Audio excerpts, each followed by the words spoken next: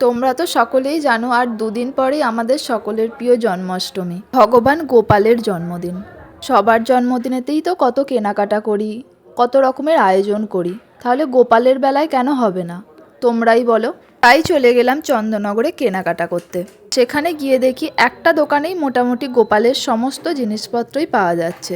শুধু জামাই নয়, গোপালের বাঁশি, মালা, পাগড়ি সমস্ত কিছুই দোকানে সাজানো আছে। আর যা দেখছি সমস্ত কিছুই পছন্দ হয়ে যাচ্ছে, কোনটা ছেড়ে কোনটা নেবো বুঝেই উঠতে পারছি না। আর দোকানে দাঁড়িয়ে মনে হচ্ছিল আমাদের পুজোর কেনাকাটা করছি।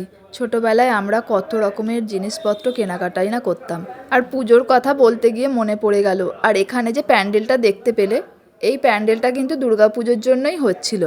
তারপর আস্তে আস্তে আমি এখান থেকেই মোটামুটি গোপালের সমস্ত কিছুই নিয়ে নিয়েছিলাম।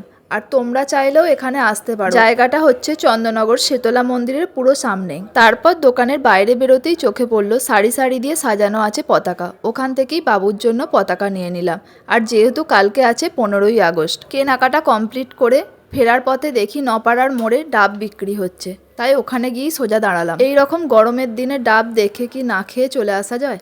তাই তিনজনেই কোনো কিছু না খেয়ে ওখান থেকে ডাব খেয়ে নিলাম। আর আমরা চন্দননগরে এলে এখান থেকেই ডাব কিনে খাই।